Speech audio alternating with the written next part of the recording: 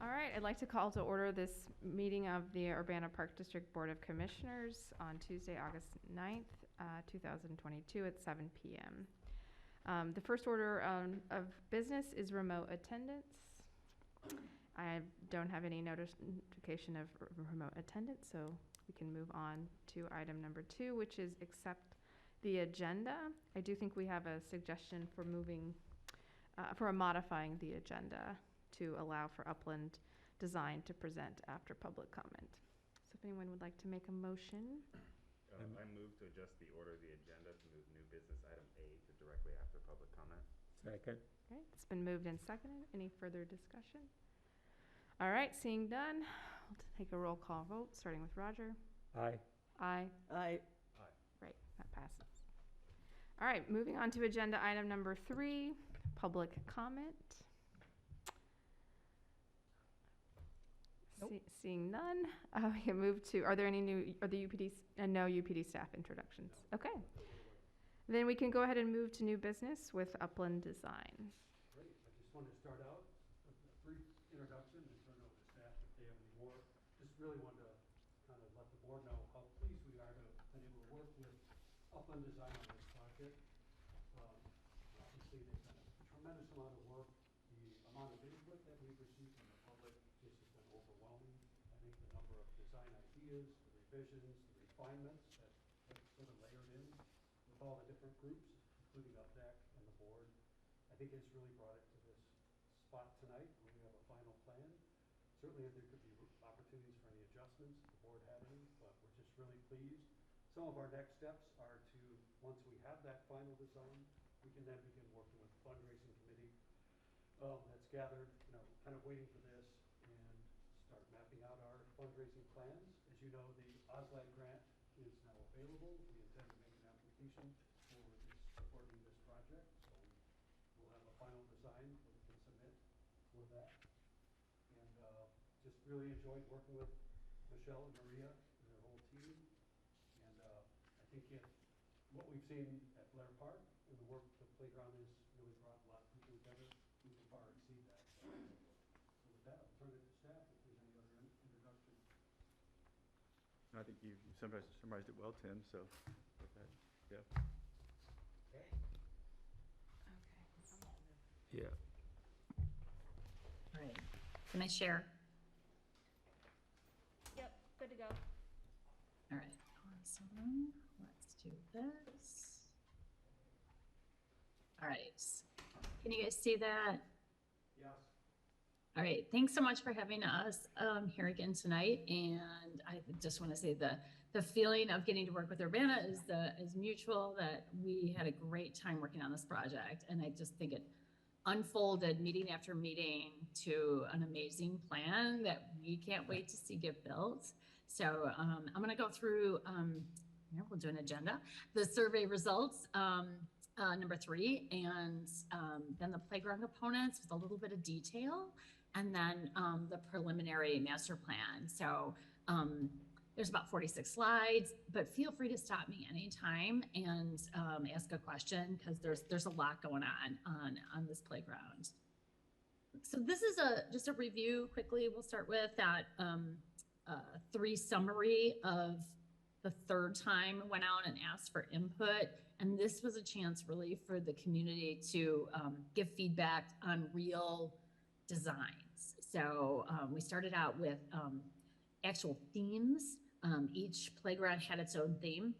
And throughout the survey, they could pick, say, one design, but a different theme, or 1 2 to 5 structure, but a different 5 to 12. So the community really had a lot of options to be able to pick exactly what they wanted. And that's how we moved into this preliminary master plan. So the winner, you can see here at 55%, was the Treetop Adventure. So hopefully you'll feel that through the vibe of this design. And then here are layout plans. We had 2 that really hit the mark at the same place, 39.1%. So you'll see how we ended up. It's a little bit of each and maybe a little bit more of A, but it's a combo. And then structure. C was our overall real winner at 44%. So our final design looks pretty much like this, but with some enhancements. And here's our 2 to 5 structure. Here was our winner, almost that same 44% at 43.9. So, and with this, you can see we have a wonderful caterpillar, the monarch variety, and the caterpillar here. So a little bit of nature right in that tot area. I'll just mention that there was a lot of feedback loving this guy up here. So you might see him again. All right, on to swings. So we gave everybody some group swing choices, and the oodle swing really won out at 40%. And here is our summary. You've seen this chart before, but it really gives a good review of the existing prairie play pieces, that there is no 2 to 5 structure right now, and now we do have one. And then the structure itself, the current is 8-foot tall deck that you can put your feet on, and the highest point is 16 foot. While the master plan and the choice that the community picked has a 14-foot tall spot that you can actually stand on, and a 22.5 foot roof. So height-wise, it is head and shoulders above the existing one.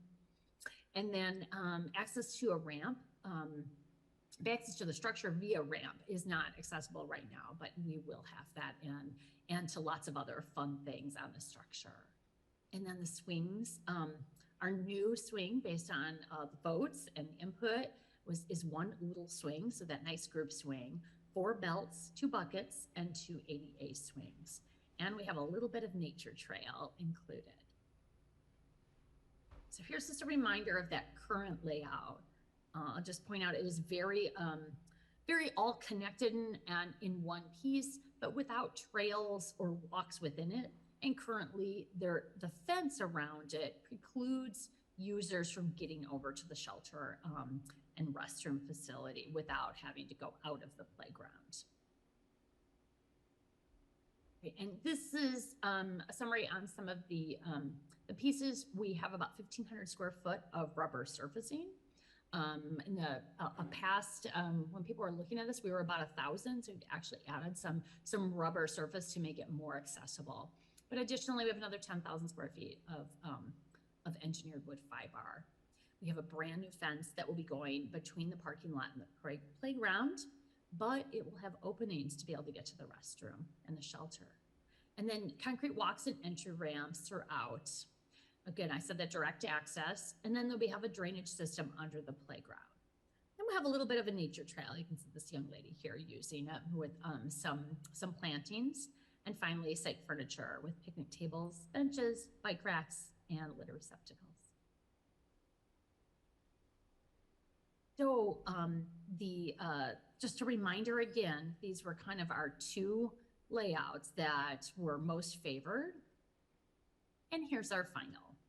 So some wonderful things about this, like this great connection here from the restroom over to the existing sidewalk, and then this new fence that's along the parking lot side, helping to create safety, but open along the south side so that kids can run out and be a part of the existing trees and the lawn area, as well as picnic tables.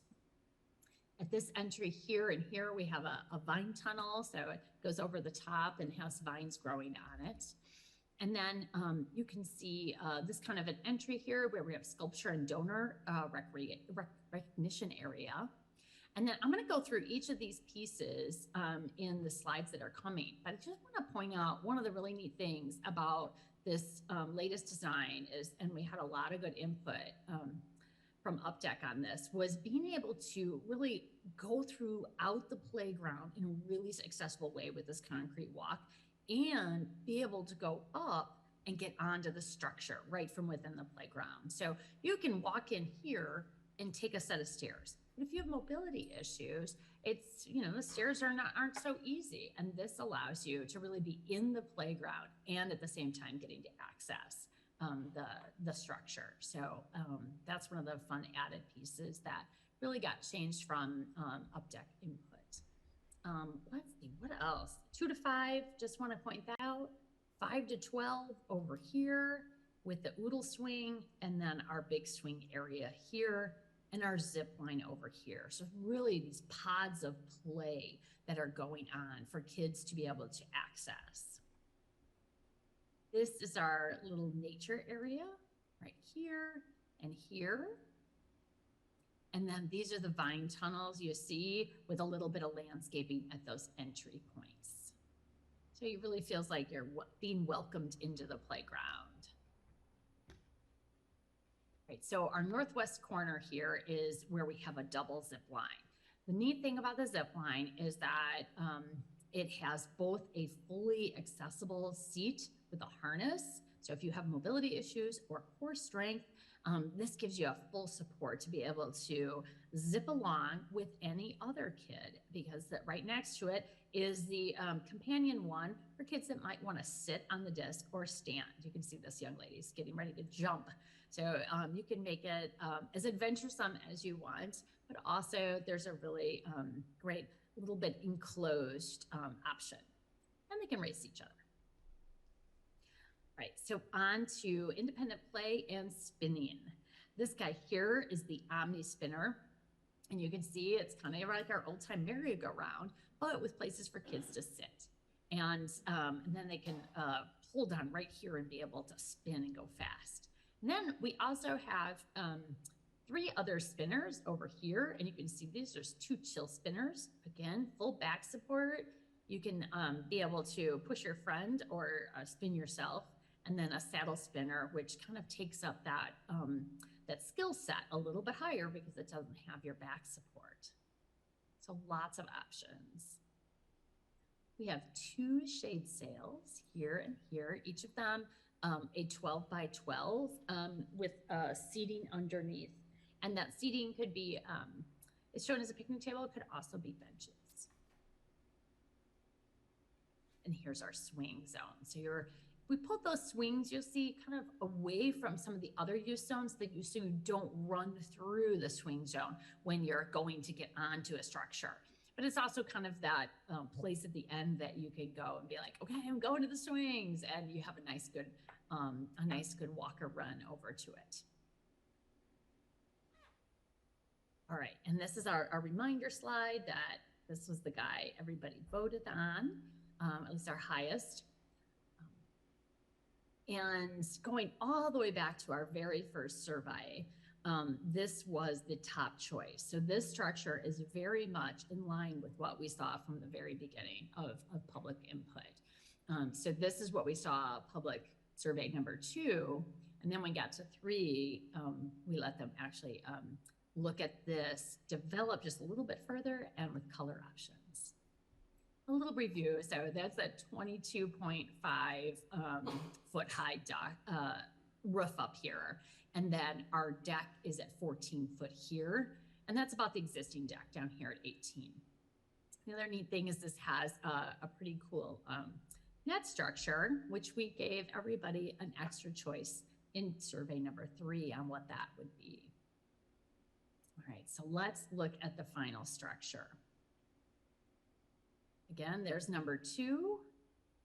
This is the updated for the current master plan that you see now. This is the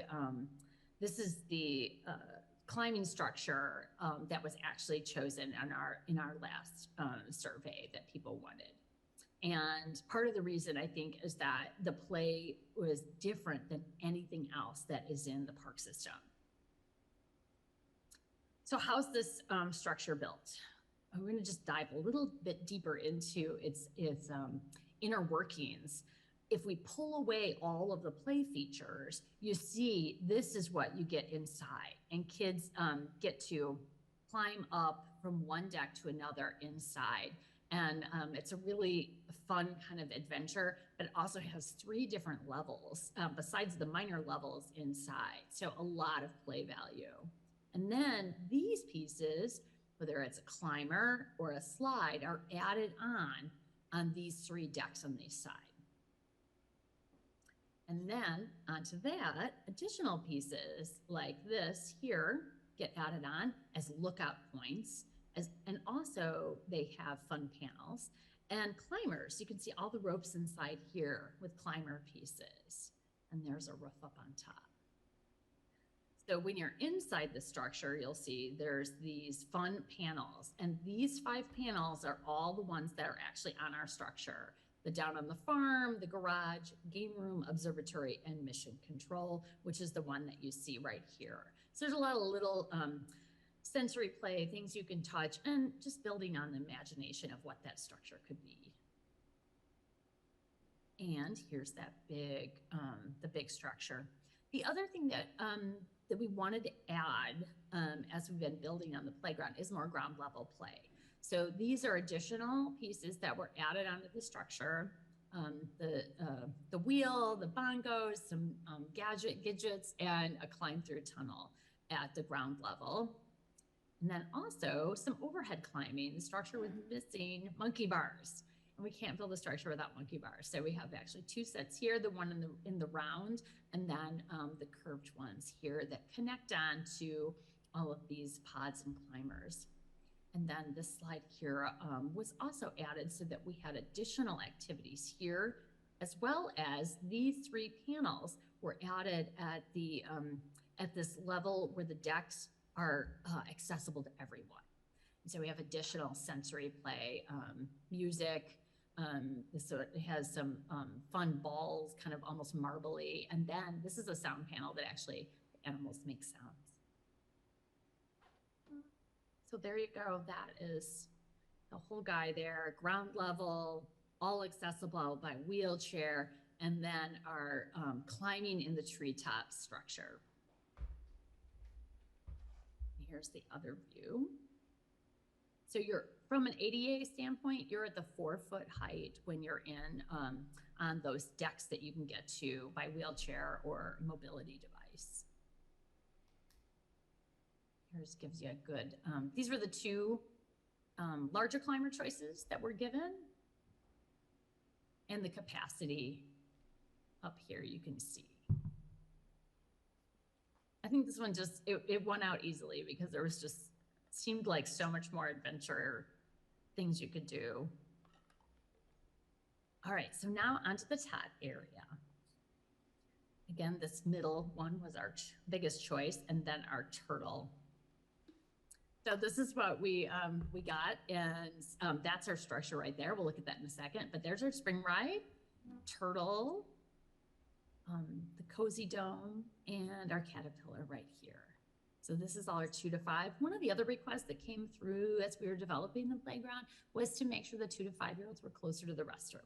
So that's part of the reason that it ended up over here. It's also right close to some nice shade. And then here's our fun little structure. So it's almost like a home in a market. And you see the fun little flowers here. There's a lot of little manipulative play. Inside, you can see there's a clock. These are little colored panels the kids can turn. And then there's gadget panels that they can turn here. You can climb through here.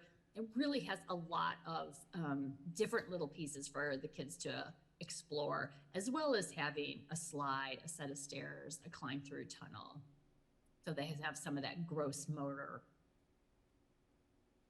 Right, so gave everybody 3 different choices. I'm sure you all remember when we got to these 3, we were on pins and needles waiting to find out about what the community picked. And here's the 3 that were in the tots that matched them. And as you probably have heard, the teal fun won out. So this is, we call this a flyover 3D. So it just has a little bit higher quality, but you can really see the color on everything.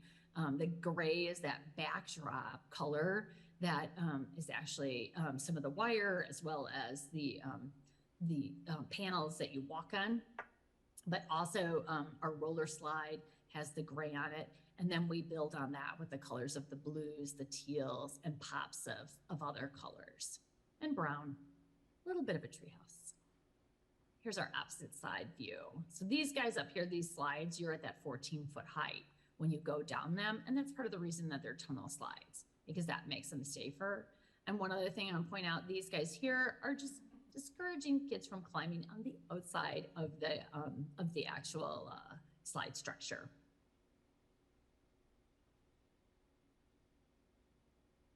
Just one more image there.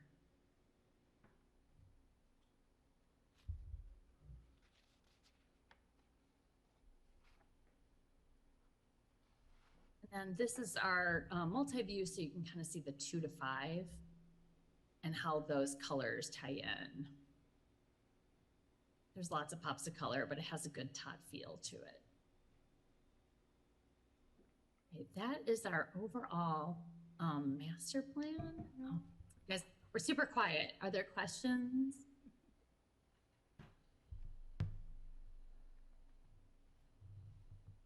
I guess one question that I have is, I think I saw it, but this surface is the rubberized new material? In the So colored green. Yeah. All the green, The yeah. green, So you okay. see the green, that is our rubberized material. So this is actually kind of a mound. So when you come up here, if you wanted to run back down or run back, you could. But and then this is concrete to get you right onto the structure. But these are not mounds, and they are flush with the engineered wood fiber. This is our transfer module onto the main structure. And then we get over to the zip line so that you have that ADA easy access onto it, as well as that group spinner that's made for all kids. Can you remind me what the engineered wood fiber is? I mean, it's It's like what we have at Meadowbrook now. Okay. It's the engineered It's the wood. surfacing. We call it FIBAR, which is a trademark. Okay. There are other brands and companies, but it's often commonly referred to as FIBAR.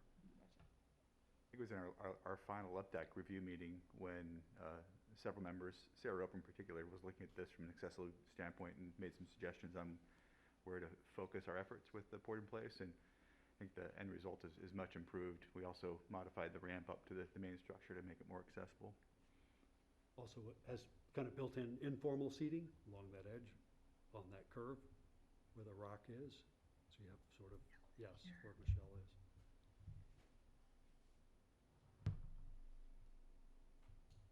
All right, other questions?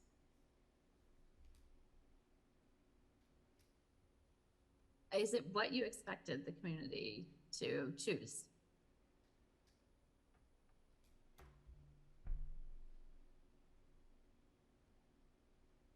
Any board members?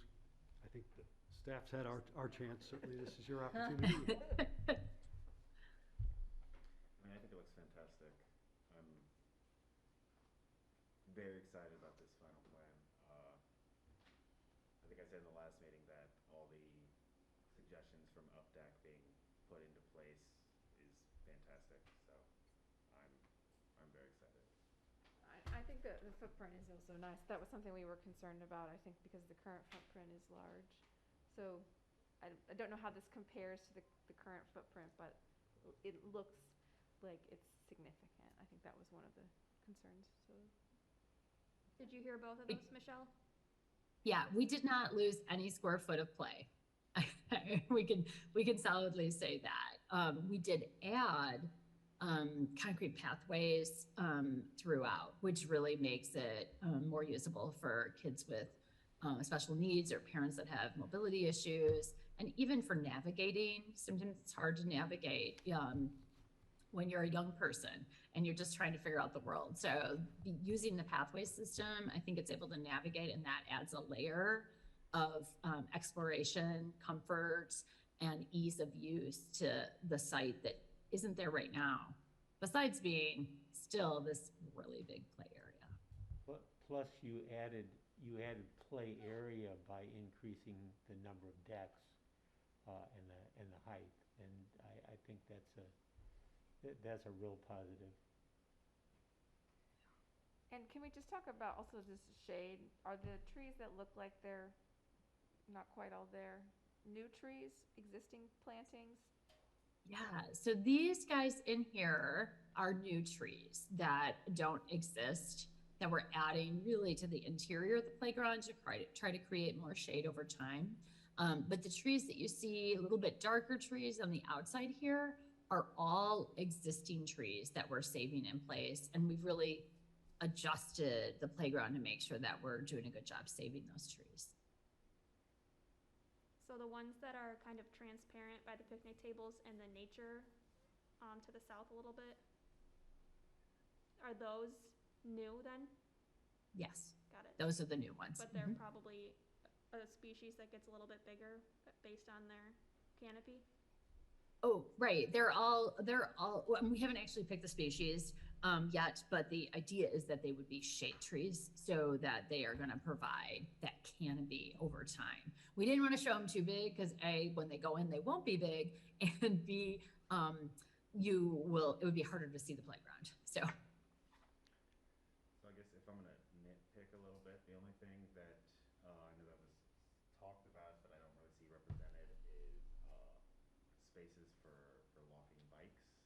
I know that like, right, the bike trail is, or the trail around is a really awesome bike trail. And I personally remember just riding my bike with my mom to Meadowbrook for the day, so I was wondering, if that is part of the plan still. Yeah, I'm confident that we'll be adding bike racks to this Yeah. plan. We very much, I know we've talked about it at staff level, so, I thought that she said there were 4. I thought It I is. saw Yeah, one. I Listed saw in that the, too. in There are the 4. inventory. Yeah. yes. Okay. There are 4, but they're not really in the picture. I'll admit that. They're in the plan, they're in the cost estimate, but they're really, like, I'm not sure exactly where they're going. I just wanna make sure that they're Yeah. still Yeah. part of the plan. Good catch and good question. If I were to change something, I would move the shade structures so they weren't smack dab in the middle of the sidewalk. Oh, yeah. Off to the side a little. Yeah, I mean, the lower one, the lower right hand, I would move closer to that oodle or whatever that spinner thing is. And the others, I don't know, maybe they could both be clustered on the far, I guess that's sort of the northwest side as you're coming through. It Yeah, just seems here to me more. that they're really a hindrance, and you have to, if you're coming through with a wheelchair, you're coming through with a stroller, it's just one more thing to navigate around. And it shows them right smack dab in the middle. Nancy, these could be cantilevered like the ones we just put at the outdoor pool. Yeah, but then if you've got chairs under it, or if you've got picnic tables under it, it's still right in the middle essentially. We want good flow is what Mhm. you're suggesting. Yes, Yeah. I think they would impede Seated. the traffic, right. But groups could pass you by without Right. invading your space. Yeah, well, that's Yeah, true, exactly. understood, And yeah. you could take advantage of the lower one, you could take advantage of the growing shade from those trees if you moved it a bit to the north. Well, and the same thing with the other one, if you moved it a bit to the north and west. Good Right. comment, yeah. I think the plan would suggest they're static, and what you're suggesting, create a flow, a better flow, and Yeah, ease of use of the area. right, because if Yep. you're sitting at a picnic table, I don't think you want everybody Right. kind of coming by Right. and eyeing your egg salad sandwich. I think I understand this, but there are two different, I don't know what to call them, devices or whatever that you use on the zip line. One is on one line and one is on the other line. How does a person in a wheelchair access that, I think it was in red, device? How do they actually get onto that? Yeah, so they would so that's this guy right here, so you can see it. So the idea is that you would be able to wheel from the concrete right onto the rubber. Actually getting into it, they would probably still need assistance depending on, their mobility issues. But if they were unable to actually do any kind of walking, they probably would still need some assistance. Okay. Michelle, that would work for smaller kids as well. I have a little one, Oh, and for sure. he's not ready for the Blair Park big zip line, but the little chair would be right up his alley, I think.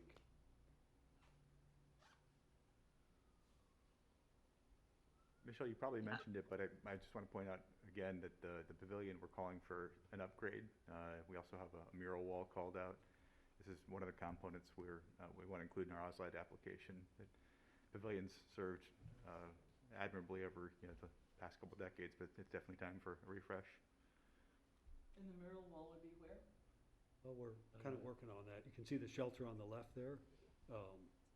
We met today, staff was going over plans for the OSLAD grant.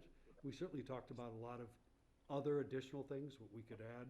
The mural is one, things that would get us points. We discussed at least, we haven't made final decisions, but game tables, other recreational amenities.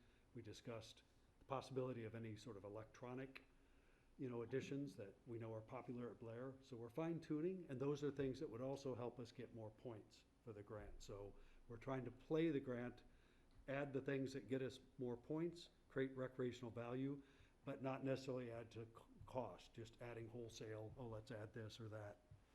I know we are still in discussion about, picnic tables versus benches, eating inside the playground. Those are things we should probably kind of work out at another level to be thinking, but right now they're shown as tables. There's certainly ample picnic tables to the surrounding sides in the shaded areas, so that may be something that, we could look finer at. But certainly the idea of shaded areas, that are formally, provided, certainly would make a lot of sense. The mural wall would just be a wall of the shelter that's got a mural on it? Is Well, that- it could be all four sides, Yeah. depending, one of the ideas were, let's say if you were incorporating that into a fundraising component, there could be any number of, family sections or mural themes that would carry out to the playground back and forth. So again, what we're trying to do is give the whole site kind of a facelift around it, as well as the new playground. Is there any way to do sort of a whiteboard idea where the kids could have a space that they could make their own little murals on one side of the, Possible. I don't know how you'd supply the markers, but that might be kind of cool. I've seen some really neat things in parks where the kids can just come out and paint on, usually it's clear, lucite perspex, whatever Right. that is. That's a thought. I think we talked a little more about where you see the vine tunnels, Yeah. particularly in the entrance. We're talking maybe more of an archway type device like nature play. That could be an artful expression, a way to theme it. So again, we're kind of working those finer details, massaging them as we go. What we're really trying to do is add a lot of rich value, wherever we can. Artful touches. We discussed some clever ideas for fundraising that could lend to a few objects, that would be incorporated. So, tonight is to look at sort of what I'd call built-in infrastructure that comes in a sort of a package, if you will, and then things that we could add or incorporate as part of the grant and ongoing.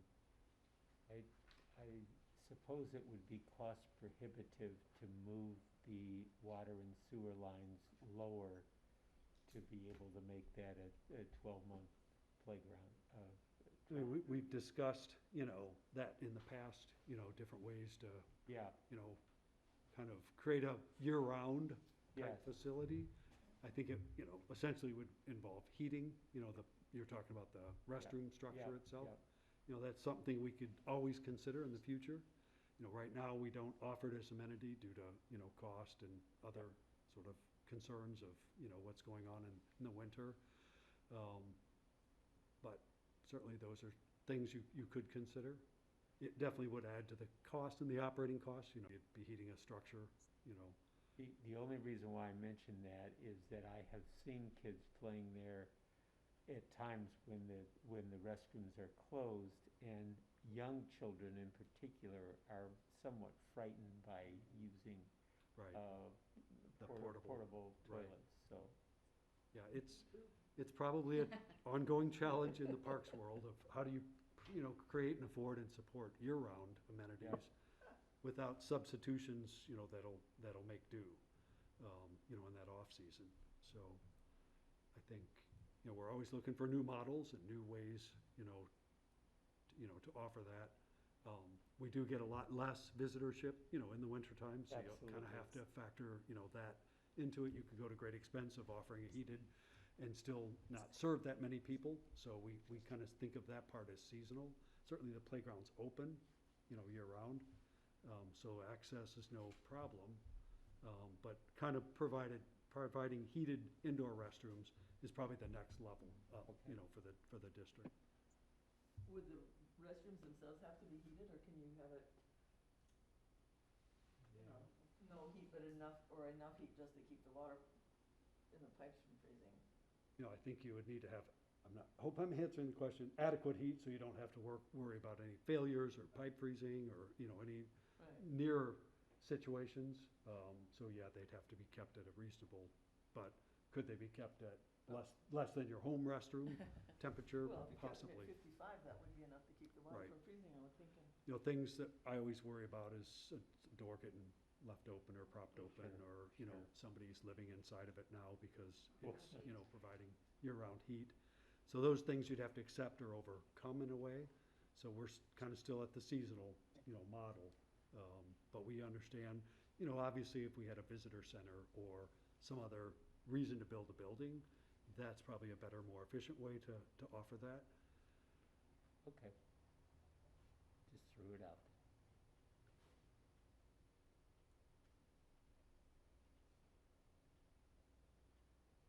Well, I think it's wonderful. Looks great. Well, I think from a staff perspective, you know, looking at least the values, the amenities, the comparisons to what we have, you know, there's far greater play and accessibility and interest and durability and, you know, kind of all the better factors built in. We understand why there's, you know, some attachment to a custom, you know, build, custom design. You know, we understand that. But as a whole and all the other added value we can bring, I think it's going to be, you know, on the order of what we have at Blair Park, where people are lined up, ready to go, super excited for that play. And things change over time. You know, I always use the kiddie corral at Blair Park. I'm sure it was the coolest playground in the area, you know, in the 1950s. But obviously even that didn't last, and there was a new modernized wood structure in the 70s with the teepees and, you know, those sort of cultural, you know, sort of touches that were added there. Now we've seen those go away completely, and, you know, we have what we have there. So since this is the only second playground at Meadowbrook, it's also hard to not think of the first. So we hope, and we've kind of heard through a lot of people, you know, they're excited about this. So we think, you know, it'll be a huge success.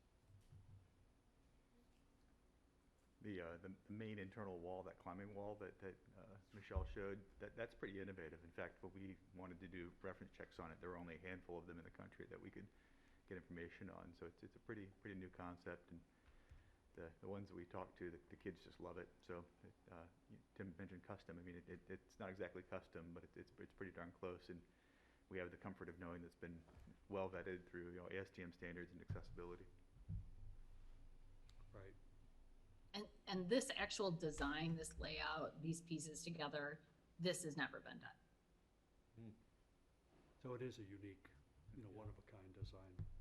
And I think that's important to remind people, because often when you see a colored playground, you just assume, it's off the rack. It's you know, not very interesting. And I think we've come to see that there are a lot of interesting, really neat things that are out there to select from.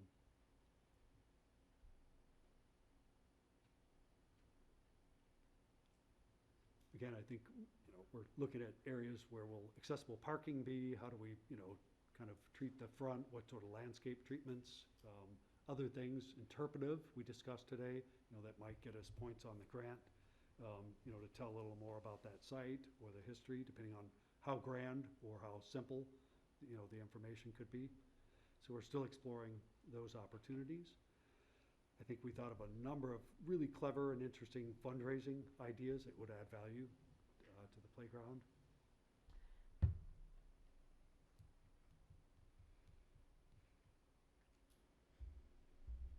Well, next steps are to jump into fundraising and get our grant application in. Then we'll hope that OSLAD's back on schedule for its usual announcements, which tends to be in early winter. Hope, you know, with that hope, we hope we get the grant, and we'll be able to launch our project shortly thereafter. I think if that's the cycle, if we're looking at hearing about it in early winter, January, February, we would be waiting to do the removal of prairie play that's there today until, you know, we're certain about it, you know, its future. We've got the equipment ordered. We know it's going to arrive. Right now, like a lot of things, playground equipment has a long lead time, so it may be that we actually get into a little bit of the play season next year before we take this down, but we'll know more based upon the grant cycle. And so will we have boards up at Jazz Walk for the foundation Yes. event, but also just in general? Yes, I think we would probably use diagrams like that Yeah. to promote, what's coming. We might find there's people interested, already. We've already heard of at least a couple of people that are interested in this, in supporting this project. So that's always good news. Derek, my understanding is that the maximum amount on OSLAD grants has increased. It has, yep. We're already thinking we want to, increase our ask for this project. We look forward to working with Upland on the final budget. Yep. Great. And if we don't get the grant? We would want to design it with some bid alternates in mind. We've also identified some future projects that we could forestall if we need to, but delivering on at least what we're calling the base bid, the core of this project, is really critically important. With Nancy, with that much money available, I think what we're hearing is encouraging every district that has a good project and a complete application has a strong chance of being awarded. In past years, when there's much less, it is really tight, and good projects get, stepped over for great projects. So Yep. we think it's a great project. We have a great history. So we're very confident, but you're correct. We have to also talk about, if we Yeah, didn't and get it. sometimes I worry about the history. I mean, we're really good at getting grants, and I feel sorry for the little towns that aren't so good at getting grants, and they're kind of struggling along, and Right, so, maybe somebody in there will have sure. that same weakness of brain that I do and think, oh, maybe we just ought to give these to a lot of little small places, and these guys have had a lot of grants for a long time. There's, this year with OSLAD, there's a specific amount of money or a percentage allowed to go to disadvantaged communities, Mm-hmm. which IDNR is prioritizing through poverty level and also like natural disasters. And so like in the last 3 years, if you've gone through like a tornado or a flood or some sort of thing that made it Yeah. harder to bounce back from, some of the funding is going there. And there's also something within their point system I read that they take into consideration your history as Mhm. well. So it doesn't mean that like we'll be put in the bottom of the Right, barrel right, because, right. but they do consider if you haven't received a lot of funding Mhm, recently. mhm. And so I think they try to make it a little bit more equitable that way. Good. And we also, Alec is our planning intern, and we applied for an American Water Foundation grant for $180,000 that we should hear about within the next week, which could be help diversify like our sources and get Mhm. back to the what if we didn't get OSLAD, and what if things just cost more as they have been lately. Yeah. So I hope maybe that alleviates a little bit of the equity as far as OSLAD goes, that there are some built-in mechanisms for helping to better spread the funding. Yeah, it makes me feel a little better about it at least. Well, and we're hearing more grants are going to be looking and including equity, as part of their analysis. So that's always positive. We're hoping Urbana meets the qualifications for, with our high poverty rate, that we could possibly get 100% funding without a match. Oh. So that is Well, one we of our still might hopes be that we're beating hard. pursuing. We did for the ITEP grant. We got 100% funding because of Urbana's situation. So I guess, in my opinion, that's an equity statement. Shouldn't we get more consideration than a wealthier community, Yeah. next door, for example? Yeah, that's true. I hadn't thought about it that way. At least for Park, if you're a community that has a university residing in it, then that disqualifies you. I'm not sure that if that's true. OSLAD or not. We're automatically impoverished because we have the University of Illinois here. Seems That's ironic to great. us, The locals. the opposite, Nancy, that you can't qualify for disadvantage if you have a university. Yeah. Yeah. Which seems odd, but that's what the rules have been in certain grants. Yeah. So again, as a whole, we hope this would really meet the community's need. We're kind of ending the design portion and ramping up to the development side of things. I know Kelsey's waiting for the green light. Once we have at least support by the board on this, then we'll continue to move forward. That doesn't mean there won't be some maybe minor changes or additions as we go throughout that we just mentioned. again, the intent would be to do additive type things and not reductive. So is there any action you need us to take at this time? We don't need Just- any formal action, but certainly if the board, indicated that they're ready to move forward to the next step, that certainly would be reasonable to us and would signify that we met the basic goals of the design, and certainly we think we exceeded them. I think that would be the consensus, is that we should move forward to the Yes. next step. Yes. Great. We thank you, and Yeah. thanks everyone in Urbana for the incredible input, just the time it took to go through it all. A lot of times you get excited, you just want to crank out a great design and move on to build it. But we took the time. The goal was to try to hear from as many different groups, give input, the multiple surveys, working at various age levels, going out to people where they are. All of this done in a time where it's harder to get groups together, for traditional open houses, things like that. Again, we're excited in working with the foundation and locals on fundraising, and really the sky's the limit on what we might find once we get out there. All right, thank you, Michelle. Yes, Thank you. Have a great night, everyone. you too. Thank you. Bye. All right, moving back to our agenda items. The next item we have is appointments to the 2022-25 UPDAC class. And so we have one new appointment before us today. So there's an appointment for to approve the following, a candidate to serve a 3-year term as part of this 2022-25 class. So we have a motion. So move. Second. Okay, so to be clear, the candidate is Bruce Remini. So any further questions or discussion? I just had one addition. We do have an additional UPDAC person that didn't have all their information together to get into this packet, but will be on next month, so we'll have that. And then we have, all that's left is trying to fill a remaining term, and we have somebody interested, but absolutely not certain yet on that one. But certainly recommend tonight's appointment. I think we received that other candidate via email, and Great. we'll be on the Yes, September we board. did. Yep, great. Great. Okay, great. So we'll start with the roll call vote with Cedric.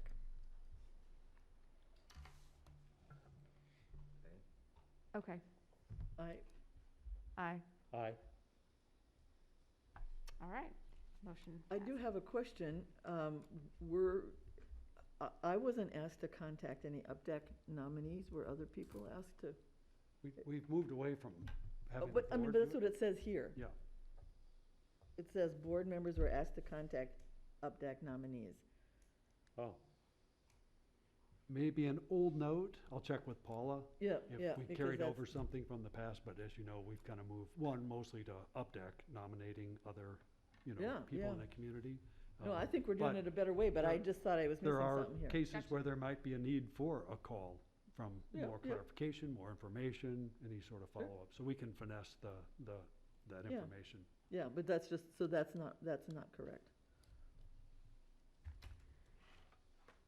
Okay, thanks for looking into that. So the next item on the agenda is the Urbana Park District Advisory Report. There was no meeting in July, so there is no report. And so now we'll move to the consent agenda. So this is a reminder that any item on the consent agenda may be pulled by any commissioner. Is there any commissioner wishing to pull anything from the consent agenda? Okay, seeing none, then we need to take action on the consent agenda. I move to approve all the action items on the consent agenda and accept all the information items listed on the consent agenda in an omnibus manner. All right, that's Second? moved and seconded. Any further questions? All right, seeing none. Start with a roll call vote with Roger. aye. Aye. Aye. Aye. All right, passes.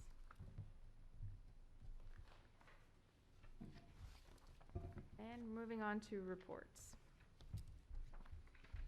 I'll hand that over to you, right, for the financial report. Alrighty, we'll start as usual with our fund reports.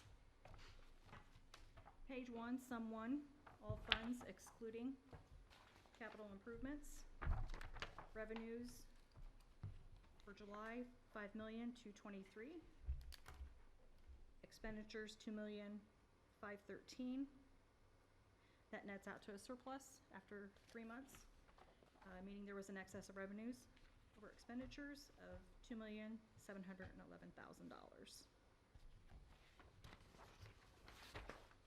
Page 2 is the Capital Improvements Fund standalone. Revenues in 3 months were $223,000. Expenditures, $326,000. Expenditures did exceed revenues at this point. This leaves a net decrease in the fund balance in the capital improvement funds of $103,000.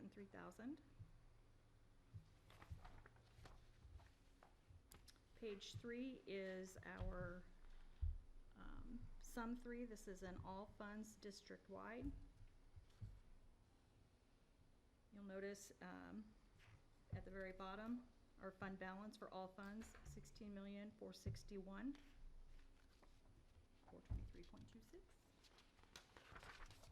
And the remaining pages are all of the individual reports for our main working funds, so general, recreation, museum, and indoor pool.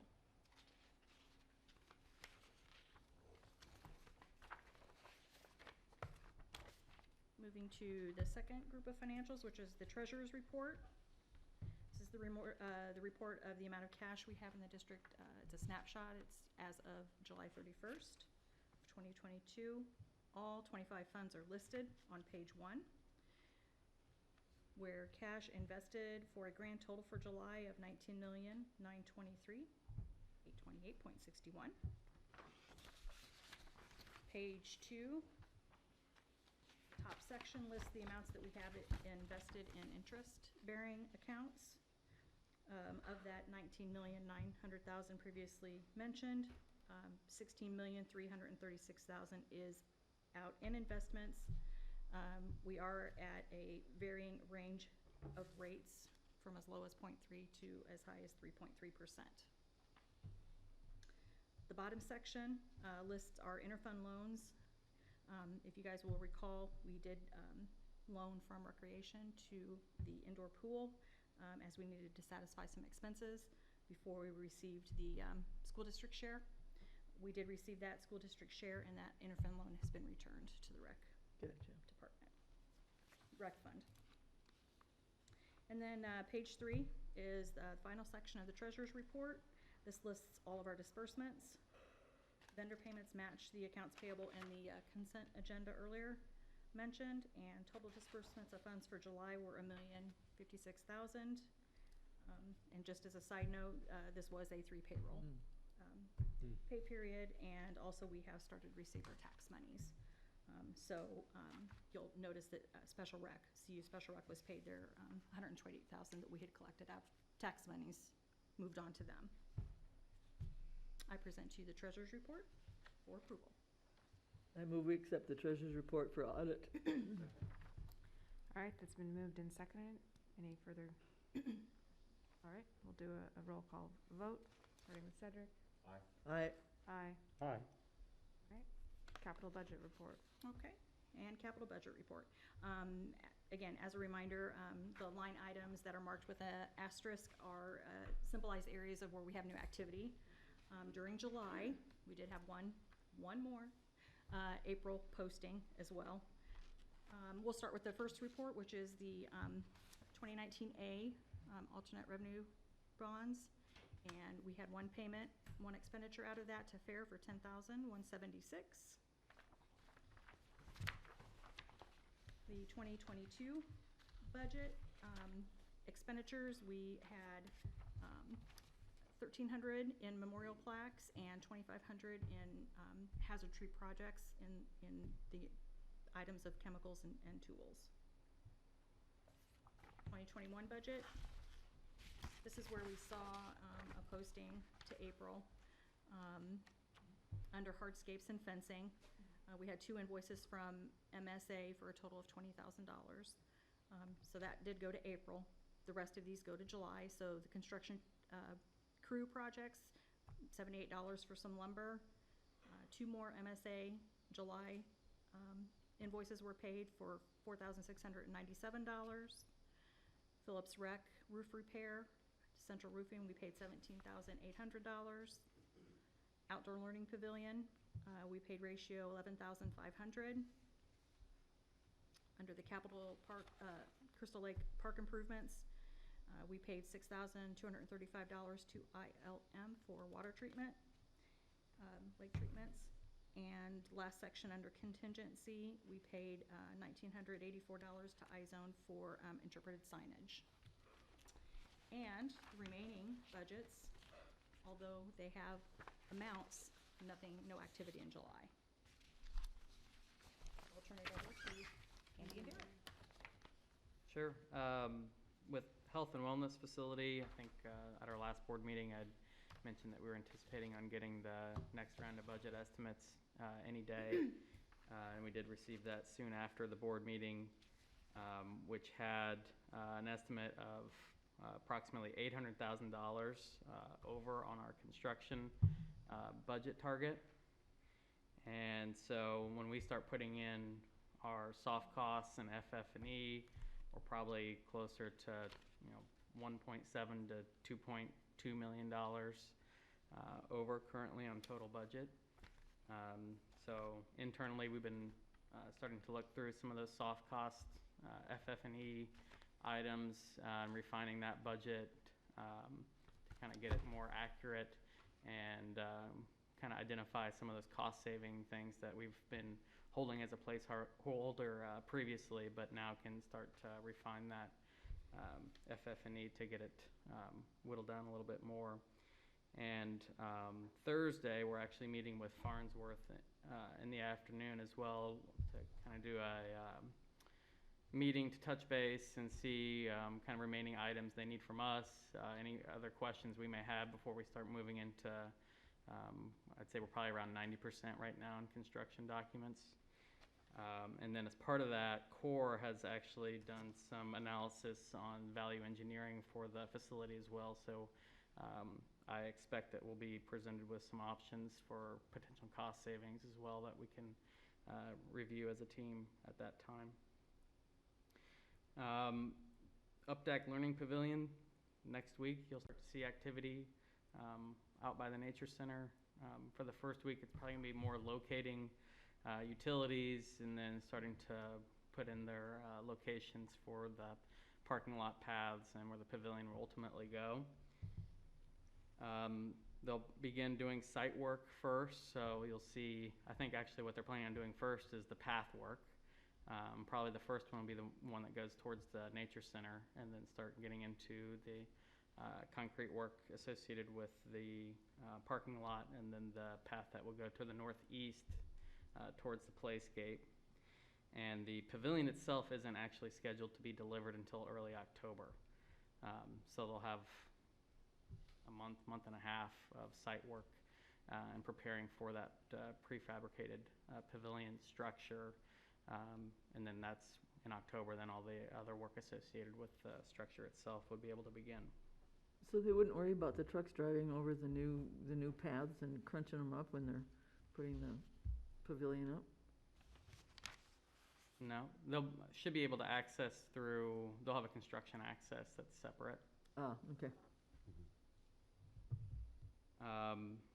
So hopefully next meeting I'll have some pictures where we're at with that project. But for today I do have pictures for some of our other items. Let's see. Okay, so I'm starting into Crystal Lake with our road project. If you've been there in the last few weeks, you've probably noticed that everything in the site is opened up other than the lower west parking lot for the lake house. And so this was taken shortly after our last board meeting, and they basically closed the remainder of the park from the pool to the Park Street entrance. And so this is a shot of them actually moving their large machine through and laying down the asphalt coming down the hill. And then on the right, I actually took a picture of something I thought was kind of interesting. So when they did a milling, they milled up to, this is our historic curb by the large pavilion. And then when they would bring their machines in, they avoided going right up to it because they wanted to do that more intentionally and specifically to help protect the curb. And eventually they ended up getting the asphalt all the way to the curb. But what I was not expecting to see was like large stone that was not just the curb, it was actually below the curb in certain areas in that area of road. That was the only area I ever saw it, and it was not throughout the whole section, but in some areas closer to the curb you can kind of see. I don't know if this was like the old road structure from, you know, a long time ago, I'm sure, but I thought it was kind of an interesting little find that I wasn't aware of. I was expecting only the stone curbing and not actually seeing it, the surface itself from that period. Very interesting. And so here you can see how they move through. We have some other stone curb in this area of the park. So the sanitary district bridge is over here. And this is after they did a couple of their passes with the big machine, and then they came in later to bring it to curb. And then here's kind of the similar sections of road looking in a different direction where it's all finished. And then of course with all of that, all the parking lots had new striping completed. So on the left is the Northwoods Pavilion, new striping for the parking, and here's the large pavilion parking lot above the lake house as well. So everything, like I said, is open at the park for the asphalt portion other than the lower west pavilion, which is going to be closed probably for a few more weeks. And so this is the excavation for the new retaining wall. And then they had to dig down further for our foundation here, which was pretty substantial, really. And they've had some weather delays that we've actually had for tennis as well. So we've been fighting it for a few weeks now. But they're should be, I believe, forming the wall later this week. And then after that, there'll be the garbage enclosure and the turnaround. And there's a little concrete apron that goes associated with that turnaround. And then Open Road will be back to do the final asphalt and striping in that portion as well. And hopefully sometime in September we'll have a final walkthrough and close out. It's wonderful. So moving on to Blair, I think at the last project meeting we were probably 80% completed with the challenge course, and Keith has finished it up. So I just wanted to kind of circle back and provide some images of the completed challenge course. I have not tested this out personally, but I'm over there every day for the tennis courts and see that it's there's days there's more people on this than the playground. And kids are bouncing back and forth from playground to challenge course as well. So it's definitely been a hit from what I've seen. And then moving into tennis, so these are the northern four courts where there was the fabric overlay system. So here is, first they had to take off the previous crack fill treatment and do a cover of that, and now they lay out the fabric, and then here's after they've kind of secured it and then put down their seams to cover those.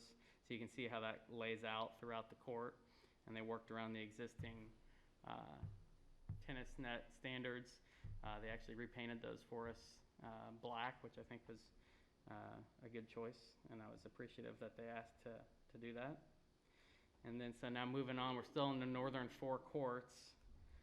So then they put the surfacing, it was all black for a while, and then they move in, and I think they had one person per court, and they were moving pretty quickly. And they did the interior blue, and then you can see on the right, now you can see even the chalk outlines where they're going to do the lines here, and then the green around it. So our new color scheme, which is a pretty standard tennis color, and the blue is probably the preferred option for a lot of tennis players for visibility of the ball while you play. And so here is the tennis team's first ever practice on the courts. I was over there for a meeting with the fencing contractor and just so happened to catch him. So I thought, for our historical record, we have the first high school tennis practice on the new tennis courts here. So like I said, they were supposed to be done with all the courts by the 1st of August, and they lost, I'd say, at least a week and a half just by weather. And so they have to be extremely cautious with rain and just the forecast of rain before they get any of their surfacing down and to cure different things in the paint. For example, that fabric, they needed the court surface to maintain 135-degree temperature for a portion while they were first securing it on there. And he had a little radar gun out there, and it was 143 degrees when I was looking at it with him. Wow. This is a job I would reject. And so Southern Courts getting a different treatment, as you're aware. So this is a crack repair. I didn't get my picture from today on here, but those courts now look like this. So they have the blue, and I think they were getting the chalk lines started this morning, but I would anticipate in the next 2 days, they'll probably be finishing up, because I don't think it's supposed to rain the remainder of the week. So I'm hoping by this weekend we'll have all 7 courts opened up and ready to go, which is pretty exciting. That's all I had. Wonderful. Today, Derek and I were on a Zoom call with Kelsey and 2 of our foundation members working on finals for the plaque for the tennis courts, for the folks that have contributed to that, and we're trying to anticipate a park dedication. So we're probably looking at 2023 at this point. There is new fencing, correct? That's right. That was coming up on the court, so we thought maybe it'd be better to get everything finished and kind of a better temperature of time of year to celebrate. So they were excited and look forward to that. All right. Just repeat something that Andy said about health and wellness. What we saw was a $800,000 jump in construction costs from the SD to the DD estimates. And that was for our base bid. And so we had funds in hand to cover the base bid prior to that jump. That's what this meeting with CORE will be, to identify things we can do as bid alternates or deducts to get us back towards budget. Unless we make up that full amount, it's going to be really imperative that we have some additional funds that come in. So the ARPA funds are more critical than ever, because we're at a point now where we'll need some ARPA funds without any adjustments to get our base bid. Now, fortunately, we have both the county and the city interested in ARPA, and so there's the potential that we're still in the realm for the full program. We won't know more until those funds are solidified, and Tim's probably going to talk about more in his report. But I just want to make sure that you're all aware that we're sort of fighting time right now, because costs are going up with every passing day. Right now, we expect by the end of September we'll hear about DCO. Our original plan had been that if we were sure about DCO, we could bid it and then wait on the ARPA funds for bid alternates. But again, we may need ARPA just to get the base bid, in which case we wouldn't know that until probably October, based upon what we're hearing from the city. So we'll continue to keep you all informed. We're eager for this meeting later this week with CORE. Thanks. Can move on to the executive director's report. Sure, just a couple updates. In the summer, we always kick off with updates on the Family Aquatic Center, so Corky and Derek can give us updates or any information about what's going on at the outdoor pool. Well, we did have a pump go out. Yeah, I can cover that. Yeah. So the leisure it's Did pool we have a The pump good go news. in is the big back, question. Yeah. What's that? Did we have a pump go Yes. in is the question. Yes. We did, yeah. So it was the leisure pool pump, and Joseph says that of all the pumps that we have at the pool, we have pumps that, this is for the filtration system. We have pumps for the activity, things like the slides, you name it. But that's the one pump that's most critical, and actually it's the one that went out. It's the one that works the hardest. Right. It's constantly getting taxed. At the same time that we pulled it to get it repaired, we ordered a new one because we weren't sure if we'd be able to repair it. In the end, it was not repairable. So we're glad we ordered the one we did. It arrived Friday afternoon, and Joseph and staff worked diligently to get it going. But we're talking with Corky and other staff about the possibility of maybe getting a backup pump or two, ones that are especially critical like that one. So we'll continue to look at that closely. one of the things that we're also realizing is that, you know, the seams or the seals on these pumps are one of the more, the items most likely to fail, and those also have a very long lead time. So at a minimum, we want to get some of those on hand, because just getting those replaced in a timely manner will help give the pumps more longevity. I was talking to Joseph at the pool, and they're really expensive. Yeah, Yeah. yeah. Yeah, like, I mean, $1,000? That's, 4,000. The pump was 4,000. Yeah. Yeah. No, but the, Seals. he said the seals were just, Yeah, they're variable like a lot of things right now, but yeah, Mhm. sometimes they can be that amount, yeah. So how long was it down, the pool down? 4 days, 5 days? From Sunday through till the Friday Okay. evening. Yeah, essentially a week. Yeah. So we definitely, you know, all the way around had a few struggles with that, but we got it fixed. We're gonna, hopefully, I mean, you know, we were just talking, how many years do we say? 11, 9? On that one, it's been about 9 years, yeah. 9 years. Pretty good. So that is pretty good. And For the amount of work that it does. we it's- haven't, and that seal that we're talking about, we think is the culprit of what happened. Water had leaked in where it shouldn't and kind of corroded things. So anyhow, we're definitely learned a lesson there, and you know, the pump itself was $4,000, and we talked about all pools are important, but the more recreational ones are the ones that are, you know, bring all the families in. So at least, you know, in the short term, making sure we have some backups for those, you know. We don't want nothing to happen to the lap pool either, but coming up with, you know, $20,000 to get backups for all threes, Right, you know, maybe we have to phase it in a little bit. but, right.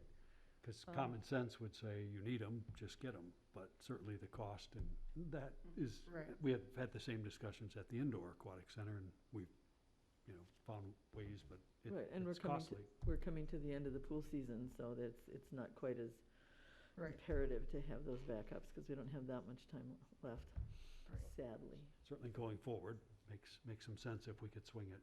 Yep. We were able to have the pool open for the other pools, so not the ideal situation, but we did still have visitors coming and participating in the other pools, so that was that. Other than that, staffing has been good. We've not, we're getting to the point where the challenges always happen when school starts and college kids go back. We do gain a few college kids coming to the U of I that work year-round with us, so we'll have to do what we need to do with that, but so far I haven't heard of any closure dates or times where we have to reduce yet, but all in all, it's been a great summer as far as staff really stepping up and putting in the time. I mean, we're definitely, you know, I'd say 60% staff versus typical summers before COVID. So, great job on their part. So, Yeah, number-wise, I'll just talk real quick. Members, for 2019, we had 5,806 visits from our members. In 2021, we had 3,008 members. And so far this year, same time frame, we've had 6,485 visits from our members. Daily admission patrons coming through the gate. This doesn't have anything to do with rentals or camp groups that come in. This is your paying individually or family-wise at the gate. In 2019, we had 35,494. In 2021, we had 23,021 visits. And thus far in 2022, we've had 28,295. So a little less on that standpoint from 2019, but ahead of last summer. Revenue-wise in those categories, we had 259,807 in 19, 247,665 in 2021, and 287,000 564 in 2022. So revenue-wise, we're ahead where we were the last couple of years we were open. So all in all, I'd say it's a pretty solid start to coming back to a more normal programming season or year. That's what I have on the Right. numbers. We love hot weather. And as excited as we are about these statistics, we all know if there's, not trying to cast any shade, No. if you have a cold or chilly or a lot of lightning in another year, you'll see the numbers move, back, and it's really can be weather dependent. We've Yeah. had years Oh, in the yeah. past where they just weren't good pool seasons. But we're celebrating this year, and staff's doing a great job, and No. we've been getting ongoing compliments really throughout this season of just people happy and glad to be there, so we're pleased. Moving ahead, a couple of other things to be pleased about. The Summer Youth Theater production of Newsies was just fabulous. If anybody got a chance to see it, it was great. I went on opening night. Again, there's so many families that are connected. I think they had 5 performances. I think that's right. They added the matinee. And in fact, at our foundation meeting Monday, I think that's, I was recommending those are maybe groups we want to, or activities we might think about the foundation helping to sponsor, certainly, because they're very popular. It's a great outreach approach, making connections with families and letting them know, it's important. Going on, the art fair last Saturday was just terrific at Crystal Lake Park. Just had an outstanding crowd. Janet believes there was more people that came this year than last year, although she was telling us today that she wasn't sure if our people assigned to the clickers were keeping up with the crowd, but there were people coming and going all the way up to the end of the event, which is really Oh, wow. unusual. Yeah. Usually you'll have that quiet time, she said, where there's 5 shoppers. She said that never happened. It was just active all day. I talked to all the artists doing the setup, move in on Friday night, and they're excited to be there. Things we heard, they really appreciate the staff level. If they do need help, a lot of them are self-sufficient, but there's always some help. Having staff visible and, ready to go is very helpful. Kind of catering to their needs, everything from providing lunch to the swag bag. One of the artists told me that his favorite thing was the sweat rag that they put in the swag bag because of the heat, and he uses it. It's sort of a towel type thing. Certainly the setting is really nice. They enjoy being there, although not every single vendor's in the shade all day. We're thinking, obviously, when the outdoor pavilion comes in, we may need to relocate. Kind of looking around the area around the large pavilion, lake house area where there's a lot of shade. So we're thinking of kind of a shade event. But again, good weather, great sales.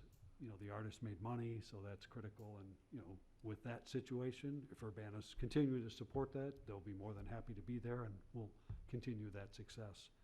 So really pleased with that. Moving ahead, working on plans for the Wandell Sculpture Garden 25th. Something we want to talk a little more tonight with the board. I think at the finance study group, we talked about 2 of our funds that we have available. The Rose and Shine Fund, which was kind of a sculpture fund to get art. We have a time limit on that money, so it's likely we'll spend the majority of that money, just bringing in the pieces and support. But we also have the Brown Fund, and we want to talk a little about that tonight. That's for art and cultural elements for the betterment of Meadowbrook Park.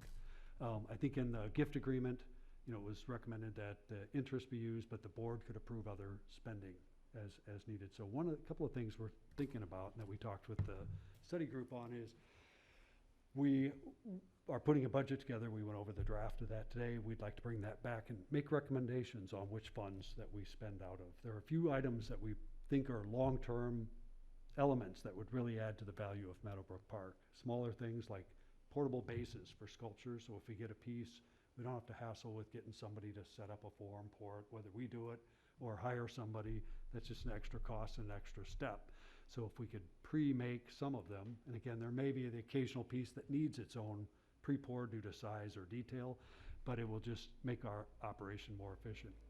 Sculpture standards, those are the things that come up out of the ground. We're using currently 4x4 posts with a very simple laminate, cheap kind of device.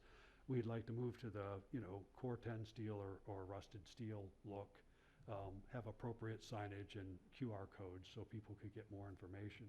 So those would be long-term, things that we could add. We've talked about the sculpture interpretive node that's at the intersection when you walk from the Hickman to the short loop there's a half semicircle that we would recommend, installing also. That would give us donor recognition, interpretive information about why we have everything, at that part of the park. We do have an overall interpretive plan that we have certain nodes. You've seen some of the ones we've built. Certainly at the Freifel, we'll overlook another layer of interpretation. I think we talked with Kara tonight about the grant and maybe some other interpretation up front, but this would explain the art component at Meadowbrook. And the exciting thing we can get out of that is names visibly recognized, literally carved in stone in some of the benches. So we have a really high style design. That's something we would like to bring back to you all and kind of consider, would we be willing to spend out of those things. And again, we don't want to just rush and start spending things down, but for things that are long-term, that are going to really elevate and promote, I cannot think if we had a better way to show the donors that have supported there that we would get more people interested, because your name could be here. So we'll come back and share some of that detail with you, but we definitely think some of the pieces that are coming in for the show are going to be really remarkable. So it's going to be quite an event. So just a reminder, we're leading up to it. I think our Climate Action Week is the kickoff of all of our kind of year-long of activities that'll be happening. Jazz Walk's on the heel of that. We'll have things, as we typically do with the reception, but we're promoting Meadowbrook. So you'll probably see placards of future designs or things that would really add, to that park. Our intent is always to pique interest or, attract more, interest so that people could go out and talk to more people. So we're excited about that artwork and that event. Let's see, continuing on. See, I got all three of those. I think you noticed the You Belong Here report, as always well done. The CC First Group had another meeting with our regional representative from Amtrak. Derek James is his name. He's been very, very attentive to us. While there's a lot of new money coming into the transportation at the federal level, and we'll probably see Amtrak share, we're still focused on, can we get our number of trains back? Can they run on time?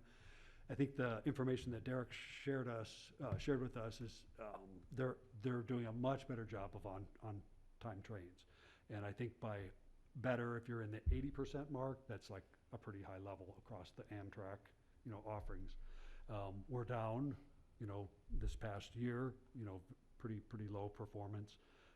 Obviously, it challenged people in taking the trains. So for groups like us, just going to Chicago for meetings, it's not every day or every week, but it certainly avoids driving, and it's a smart thing, and we recommend doing that. So slowly we're returning. There's going to be new cars coming online within this next year. So I think there's some track improvements, and then we're keeping our eyes still on high-speed rail and where does the I-57 corridor linking Chicago to Urbana campus to Carbondale, we believe, is one of the most important runs. Right now, as I mentioned in the past, there's old information that keeps showing the line through Chicago to Bloomington to St. Louis. So we're working very hard to try to make sure that people see other maps with our corridor on it. We think it's a very likely chance, if the right level of investment for high speed was available, that could be one of the early, corridor routes. So we keep working on that. As all of our other projects, we're lobbying. Just want to remind folks, we're getting some attention. All the details aren't in yet on the KRT, but that's one of the lobby efforts, that we've pushed for probably 4 years, pretty hard. Now we're getting some attention. So again, this is slower work, continued request, good information, following up, sustaining those requests, and a lot of credit goes to everyone involved with that. Corky and I are starting to work with Tara Nance, he's the principal at Urbana High School, on the new anti-violence collective. We are not really sure. We've just been invited to that group, but it's a pretty intense group. They meet every week. I think the schedule, they were meeting on Mondays. I think now they're going to be looking for new times, but it's like many of these efforts, bringing all the collective people in. But I think one of the goals, at least we understood, was as ideas come forward, the goal of the group is to find ways to support those ideas. All too often I've been in rooms where well, that won't work because and you've pretty much tamped down new initiatives. So the goal is to uplift them, try to get them up off the ground, and find answers to some of these, situations. So again, we're new to the group. Some of the new things we'll probably be talking about is the health and wellness facility, how that would give us a new strong arm in how do we attract families and youth, to our programs, events, give opportunities for, really positive, healthy interactions. So we'll see where that goes, and we're all too happy to participate. I think that was all of our, last thing I wanted to mention, I think Derek alluded to it, we're really having serious, intense, ongoing discussions with the city and with the county on the ARPA. I just talked with Mayor Marlin last week. As you know, the city's plan is, next step up is an application process. So we'll be required to fill out that application. Let's call it a grant application, essentially. We hope that's out sometime in September. As we understand, sometime in October, they'll have reviewed, and maybe by the end of October, early November is now what she's saying, we'll have awards.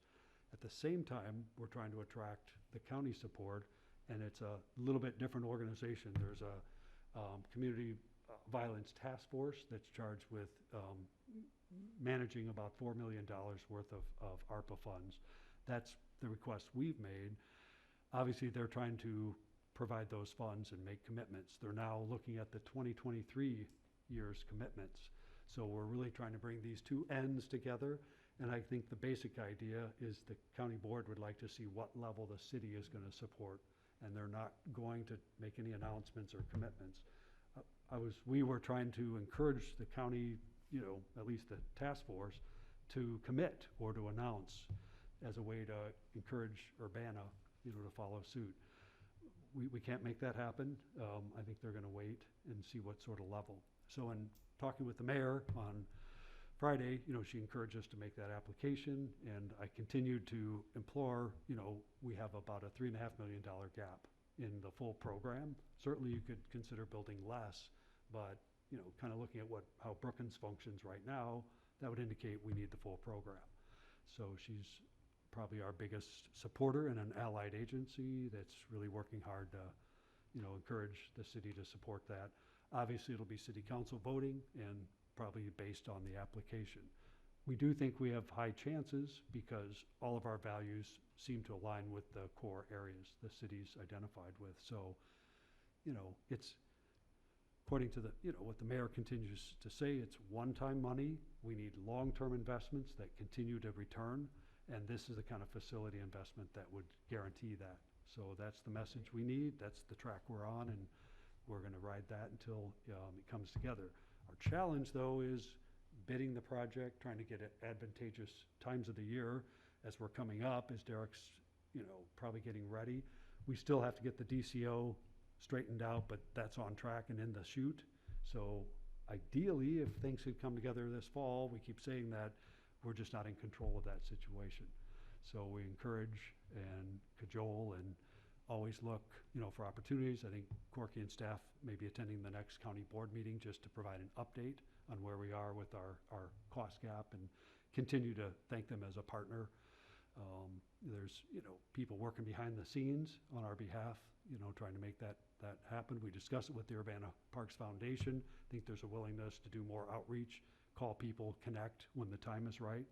So everyone's doing everything that they can do to attract, the larger reasonable dollars.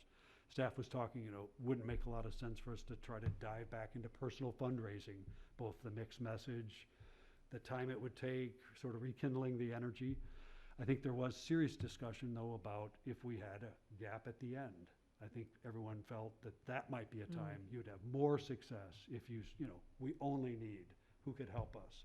So we're going to save that one in case if we need it, and that made a lot of sense, and I could sense people were willing to do that. So everyone has a role, everyone has an opportunity. This is a big chance for Urbana. Everything's on the line.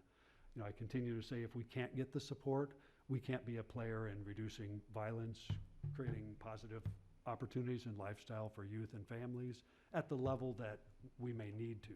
We could certainly continue to chug along as we have, but without a facility and a home base to say, yes, we can do this, or welcome, come in, you're just at a different level. So that, again, that's our hope. Any questions about the items on the report or anything else? Who's gonna talk about the meeting reminders? Is that next? Am I jumping the gun here? I think on the present report, Yeah? Yeah, are we gonna go over the Meadowbrook Playground Master Plan again at the September study session? I think that was built in case we need Ah, okay. additional discussion, or if the board Oh, it okay. wasn't satisfied with tonight's, outcome, we could Okay. certainly revisit it, so. Gotcha. And a lot of, just a word on this, we're projecting things from historic and other agendas and, requests. There are some adjustments, or like things that change, and certainly we can update or add things. Yeah, no, I was just curious if there was something more that needed to be done, because I thought we'd sort of crossed that off our list Yes. tonight. I think, and Good. gladly we did. That's all I had in my report. So, moving along to the president's report, which Nancy, you have already alluded to.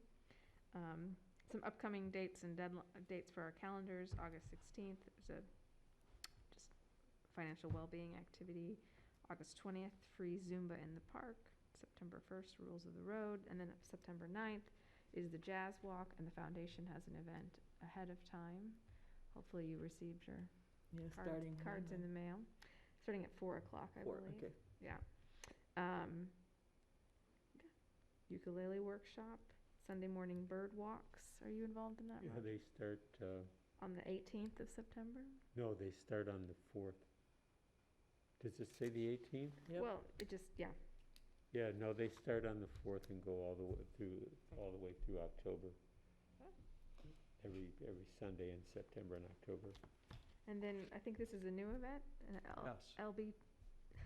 LGBTQIA Youth Arts Show. Yes, that was Very one of the goals from the You Belong Here matrix, and now it's happening, so we're really excited about that. Yeah. We should see posters up at the building, and Fantastic. And I believe the Pride Fest, it's in Urbana. I believe it's the first weekend in October. Okay, so this will be ongoing during that. yes. Fantastic. Also, just a note I know you all remember, but if you got your calendars, for the Jazz Walk, there is the rain date on Saturday. And we've had a couple events that got rained out, and the Jazz Walk moves to Saturday. So if you hold your, Let's hope for no rain, because that's a home yes, football I game. know, and we all do, because we always want it, and everybody, the artist, the crowd, but we do that. And a reminder, there is no rain date for the foundation event. Right. That's the only little kind of disconnect, and that's the reason that it's based on a number of people, the caterers. It's just sort of hard to, create rain date. It is kind of traditional to have a hurricane or a tropical storm run in. That so is Right, true. it is, yes, because Yeah, it it's is. hurricane season. Part of our tradition as Right. Park District, so. It would be a nice one to break, though. Yeah, it would be, it would be, although a day or two before would be fine. Yep. Or after. All Stormy weather. right, moving on to liaison reports. Finance Study Group, Roger. We pretty much covered, we spent a lot of time on the Indoor Aquatic Center, we spent a lot of time in health and wellness, and we had a capital project that we discussed, so, yeah, nothing in addition to what you've already heard. Okay. Moving on to the Policy Study Group. We have not met. I think we communicated this policy by Email. email. Right. As it was basically a easy task. This is to increase the bid allowance for the executive director's discretion from 25,000 to 30,000, and it's a statewide policy increase. Okay. Urbana Parks Foundation, back to you. Yeah, they were very enthusiastic about doing whatever they could. And we talked about what they could and couldn't do in terms of being supportive of health and wellness at this point, and they understood. I think this was the first time that they sponsored an event that was not a Park District event, isn't it? Yes. And They are sponsoring the Champaign County Bike Month. that's right. So they get their name on they get their logo on a T-shirt, and the bike folk have helped us out, and so they felt it was right to do that. The other thing that I was excited to hear about, they have developed a marketing committee. Kelsey's on that, of course, and they've developed a marketing timeline, and they are involved in a general refresh of all of our printed material, all of our brochures and that sort of thing. That's it. And then the UpDeck planning study group. Sorry, I'll get it. Yeah, I think didn't we report on that before? Yeah. Yeah, that's- yeah. Yeah, so we won't meet for No. another 6 months. Okay, great. Okay, old business. So item A, we do not have any action or anything removed from the consent agenda, so we can move on to new business, which we already did item A Yes. earlier. And so now we need to look at item B, which is the sculpture agreement, Life on the Prairie. I think we've kept board informed about the intent to purchase Life on the Prairie. I think when we first started our discussion, it was named American Bison. And talking with the artist Tim Somerville, he told us, gee, after I saw the location of where it's actually going to be permanently, he was really inspired. And also he said after the small calf was created, it just seemed like it was a different sculpture with two together. So we certainly like that name. And tonight you'll see the agreement. Hope you've had a chance to look at it, but the purchase price is $18,000. We always like to bring everything to the board for approval so that it's all public. We're excited about this piece. I think we're working on a custom base for it that I think will really offset it and show it really nicely. The location is in the southern edge of Walker Grove. So if you're familiar with walking near the rabbit sculpture on that edge of the park, crossing the bridge, as you cross the bridge, the path curves to the east, and you'll be able to look off to your right over where the three large oak trees are. It'll be somewhere, both pieces situated there. So the artist is working on a few simple modifications so that it can be attached. Derek and staff are looking at the base, other ways to make sure it gets secured, whether we use bolts or any sort of adhesive glue types, to keep it tight. But the goal is to secure it and hopefully have it in place as soon as we can. We are hoping, for an early installation, but now with the custom base, that'll be following. But this fall should be an exciting time at Meadowbrook. We'll have a number of works coming, and I think we'll have 4 new pieces for Jazz Walk. So that night we'll see couple of the major pieces that we're spending a little more to get here to Urbana that are coming from out of town, and several are out of town, but coming long distance to be installed in the park. So it'll be a good reason to be out for the event, and we hope there's good weather. So is the consideration for the base, would it be like a light cement? Are we on the same page? Exactly. That's I what don't the- like those rust Yeah, drips. that's what instigated our discussion. Yeah, Often it's, Portland concrete, which is whitish or grayish, that does fade over time. Yeah. But the nature of these, as you know, they drip when the water hits them. So Yeah, we're actually recommending a colored concrete base to, darken that so yeah, it that's a really matches. good idea. Derek, did you have any updates on that? Also a little bit of a kind of a faux stove finish, similar to what we nice. have at the Broadway Seating Plaza. May also do some sort of surface treatment where you have a little bit more of a kind of like a midnight sky sort of effect instead of having a consistent coloration for the integral colored concrete. Well, it would be interesting, right, because the final version should have like the additional like LED lighting or some sort of lighting. Actually, we moved away from lighting. We determined, it got real exciting, then it got really complicated and expensive. And so we thought it could be a future addition, but we just thought maybe our first steps are to purchase it, get a really nice base. Yeah. And I should point out, the base isn't going to be round like that. It'll have an interesting shape.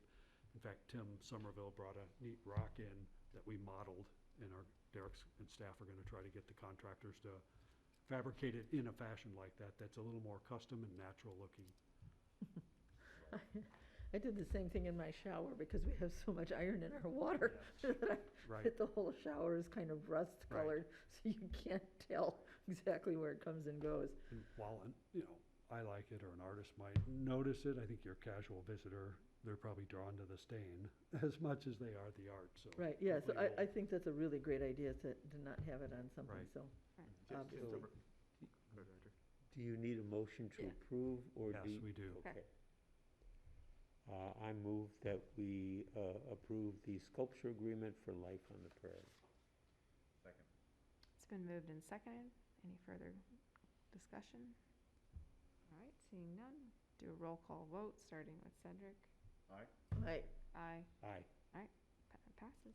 Exciting opportunity for Very a new acquisition. if it ever goes missing, you know where it might be. All right, so item C, ordinance 2022, you know I'm not good with numbers, 2022-04. Doing fine. And you're Revi- into engineering? I'm not an engineer.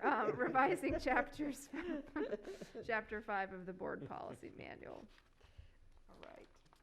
As you've all seen, there were some minor, as Meredith said, statewide changes in park code. So we just, it's easy to adopt and follow. So you'll see the new copy with those items underlined. I move that we accept ordinance 2022-04 for revising Chapter 5 of the Board Policy Manual. Second. Go ahead. All right, that's been moved and seconded. Any further comments or questions? All right. Seeing none, roll call vote, starting with Roger. Aye. Aye. I, Great.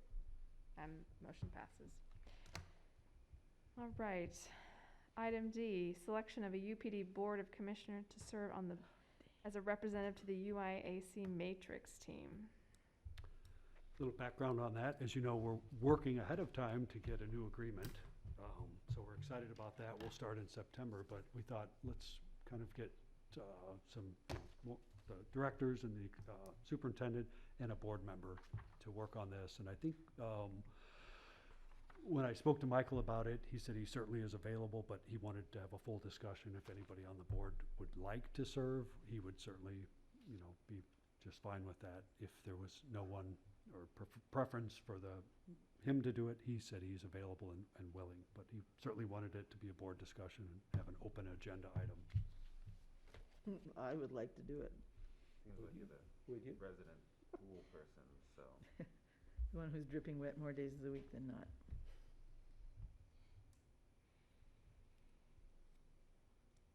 Okay. Does it need a motion? It Is that does need a nomination. I move to nominate Commissioner Delcomen as representative to the UIAC Matrix team. Second. All right, that's been moved and seconded. Any further discussion? I'm guessing not. So we can go ahead and take a roll call vote, starting with Cedric. Aye. I'm going to abstain. It seems silly to vote for myself, so. Aye. Aye. All right, motion passes. Nancy Oh, is our geez. new member of the Matrix team. Great.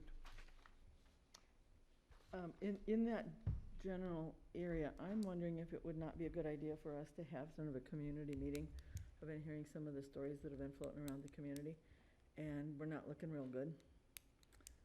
Even though it's not our fault, I think that somewhere, I'm thinking September or October, we need to have some sort of meeting just to help people to whom this is really important, and the community in general, have some understanding of what's happening. Nancy, are you thinking of just the Park District doing that, or both the Park District and the school district? That's something to be, I think that you can't do it without the school district, but I Yeah. mean, if they weren't interested in participating, I think we would still be Okay. smart to go ahead, but I think Yeah. that would be the best thing, because then the community can ask questions of both parties and get a fuller picture. And by then, I think we'll have a better picture, too, of just what the school district is. It may Just take a thinking. few meetings, to Yeah, kind of like get we our did with the footings, geese, but that's what I was thinking, Yeah. that kind of a, Good idea. I think that's something you should recommend at the meeting. Yes. I mean, I Well. could certainly recommend it, but if it's something, that you're directing, I think that would yeah. kind of get a response that we need. Yeah, because there's a lot of discussion at the pool. Great. Are we done? Well, if you have any other additional comments from commissioners. Okay, I don't think so. Then we are adjourned. I can't believe we're done that soon. That's my comment.